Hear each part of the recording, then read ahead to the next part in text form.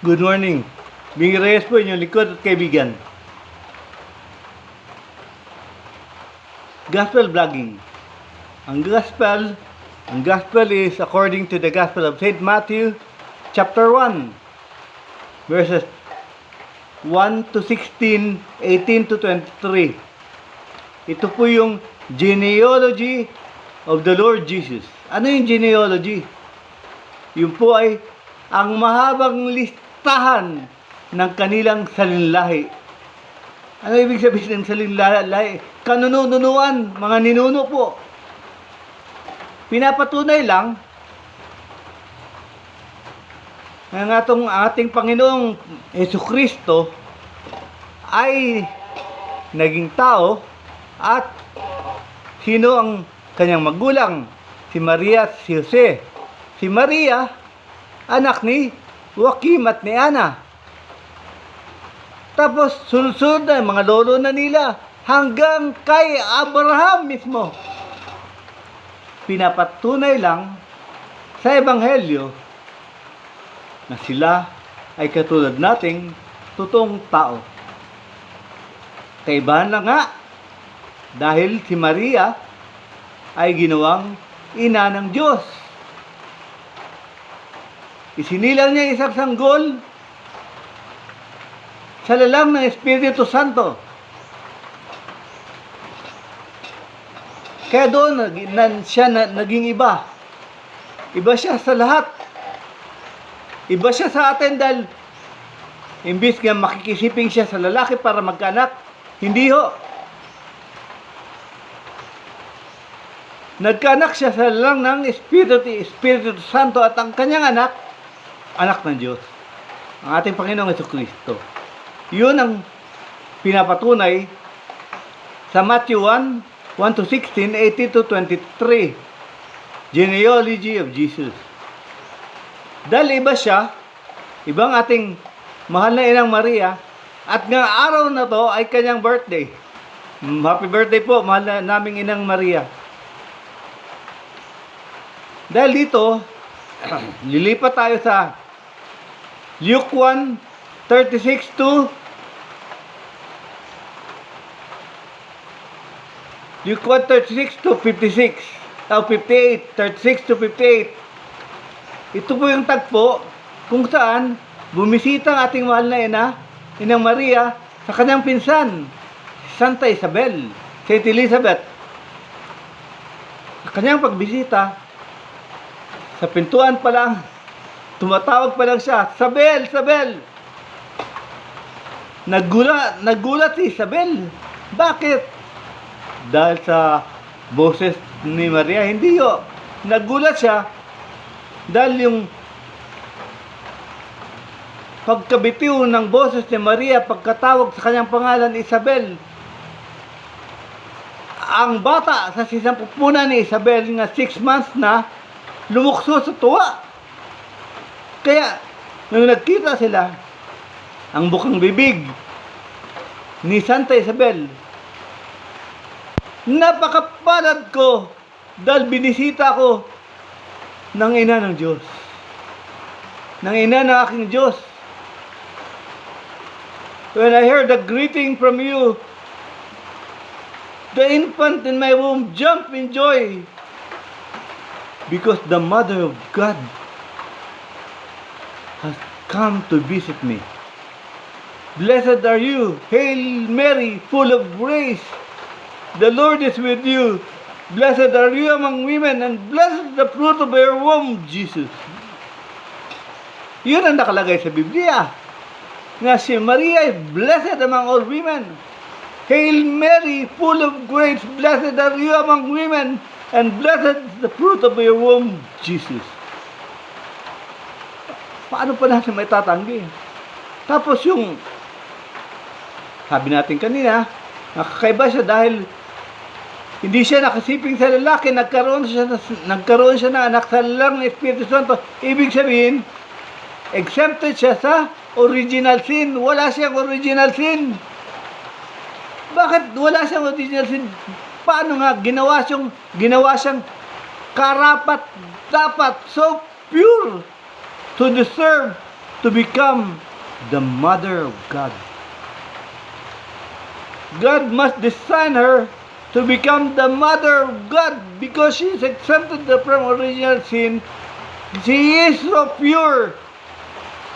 Kaya naging karapat dapat siya maging ina ng Diyos. Yun ang wala sa ating lahat. Yun ang dahilan kung bakit special si Maria, ang ating ina. Ginawa siyang karapat dapat nga maging ina. Kaya exempted siya sa original sin. Hindi siya nanganak dahil nakasiping sa lalaki. Nanganak siya sa lalaki sa Espiritu Santo. Tapos, sa John 11:28, yung merong John 11:25 to 28, samantalang nangangaral ating Panginoon at marami nang sumasamba sa Kanya, may sumigaw na isang babae, napakapalad ng sinapupunan kung saan ka nanggaling. Blessed is the womb that bore you. Yun, sigaw ng babae. Sumagot ating Panginoon. John 11:28, mas mapalad ang nakikinig sa salita ng Diyos at tinutupad nito. Ang focus po, yung salita ng Diyos at ang tinutupad, hindi yung pagiging mapalad ni Maria. Hindi po yun. Ang tinutukoy sa John 11:28, yung mapalad ang nakikinig sa salita ng Diyos at tumutupad nito. Kaya si Maria ay nanatiling mapigit na papalad sa lahat. Dahil lalang siya, ang nanganak siya, yung nanganak siya, hindi siya nakasiping sa lalaki, lalang sa Espiritu Santo, exempted siya sa original sin. Yun number 1. Pangalawa, yung bumisitang anghel Gabriel sa kanya, the archangel Gabriel visited her during the Annunciation, told her, you will become the mother of God. You will name Jesus, meaning Emmanuel, God is with us.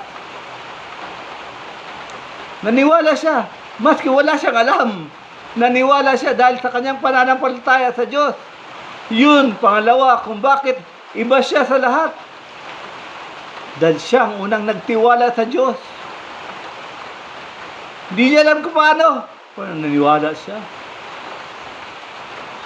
Kaya dakila siya.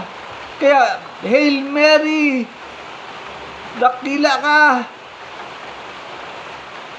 At ang pagsamba natin, hindi pagsamba. Ang paghanga natin kay Maria, hindi katulad ng pagsamba natin sa Diyos. Ang sa Diyos, latria, adoration. Kay Mary, veneration.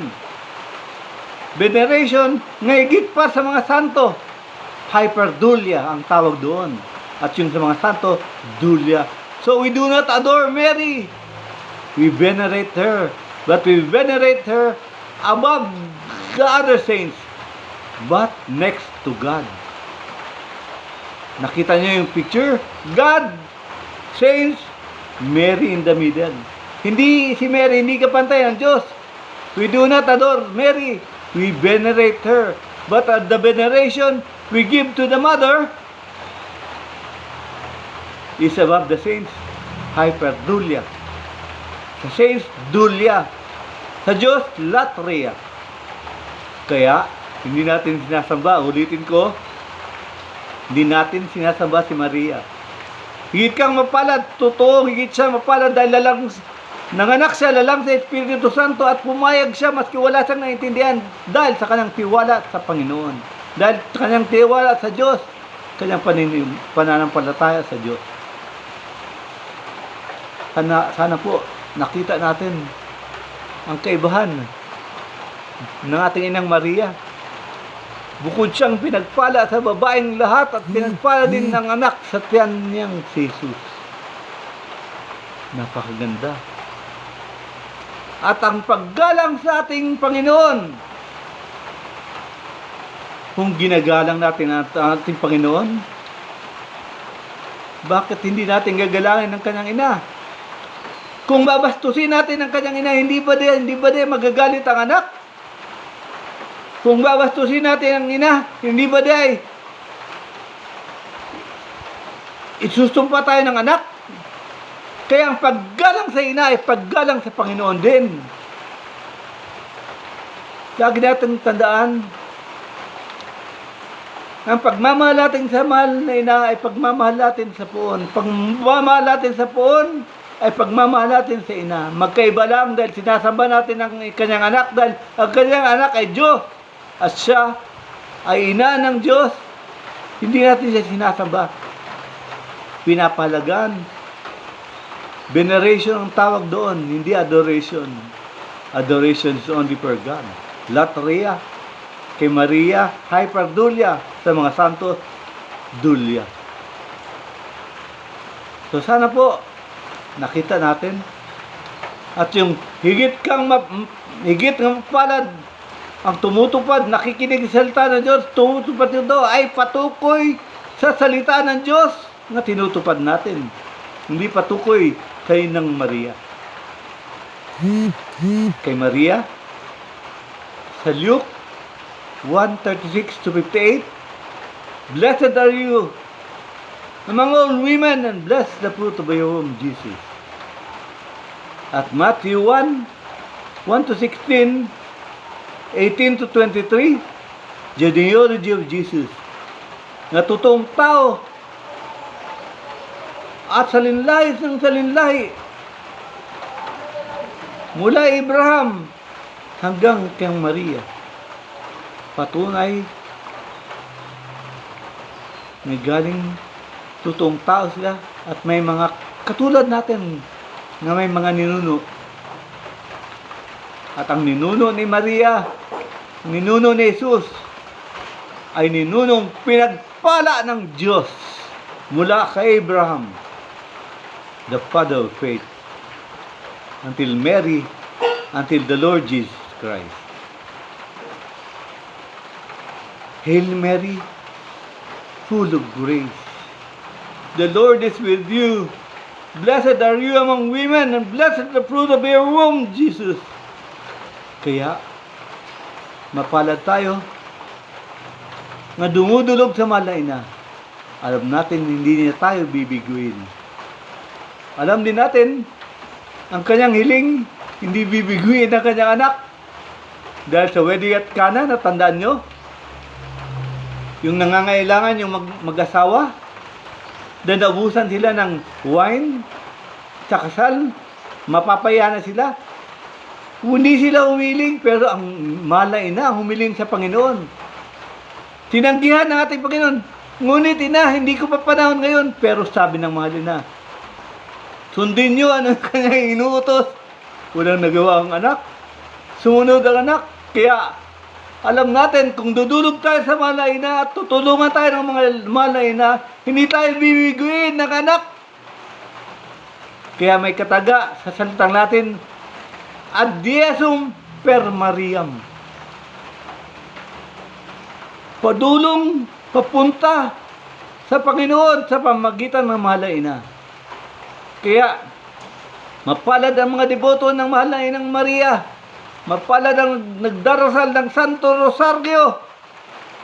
Dahil ito ay ang walang patid at walang humpay nga paghaalay ng ating pagmamahal sa mahal na ina.